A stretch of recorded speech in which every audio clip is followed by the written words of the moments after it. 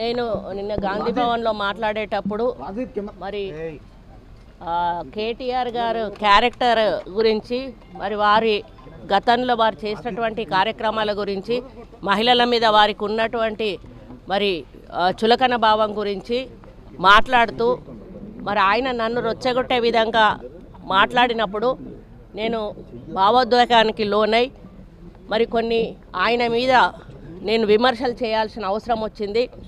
ఆ సందర్భంలో నాకు ఇంకెవరి మీద కూడా వ్యక్తిగత ద్వేషం కానీ మరి వ్యక్తిగత కోపం కానీ లేదు. అనుకోని ఆ సందర్భంలో ఒక కుటుంబం మాట నేను తీయడం ఏదైతే ఉందో అది అనుకోకుండా నా నోటి నుంచి జరగడం జరిగింది. ఆ తర్వాత వారి ట్వీట్ చూసిన తర్వాత నేను కూడా చాలా బాధపడ్డాను.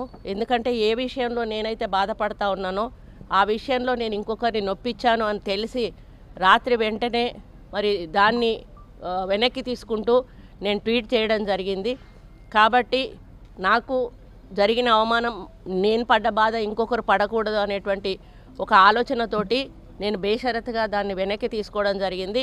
కానీ కేటీఆర్ విషయంలో మాత్రం తగ్గేది లేదు. ఆయన తప్పనిసరిగా క్షమాపణ చెప్పాల్సిన అవసరం ఉంది.